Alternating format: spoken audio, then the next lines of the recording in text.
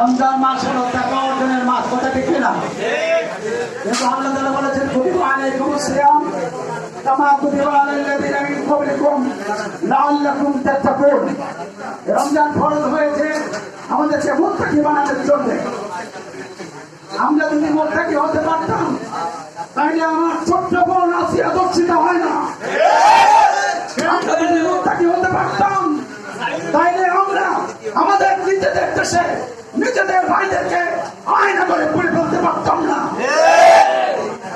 ভাইরা আমার, আমরা দীর্ঘ 17 বছর এভাবে আপনাদেরকে একসাথে নিয়ে একই প্ল্যাটফর্মে ঐক্যবদ্ধভাবে কোন ইফতার মাহফিল করতে পারিনি। আপনাদের মনে আছে নিশ্চয়ই আমরা ইফতার মাহফিল করতে এসে মোনাজাত দিয়েছি, মোনাজাত পর্যন্ত আমাদেরকে শেষ করতে দেওয়া হয় না। রমজান কি 17 বছর আছে নাই? গত 17 বছর কি রমজান আছে নাই? রমজান থেকে তারা টাকা অর্জন করতে পারে নাই। সাবধান হয়ে যাও তোমরা।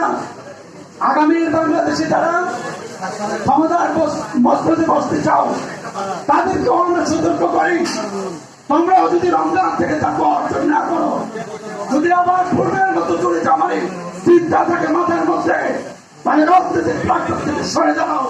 কারণ আগামী দিনে কোন চোর বাটপার বদমাশ আর কোন দুর্নীতিবাজকে মানুষ ক্ষমতার মসজিদে দেখতে চায় না।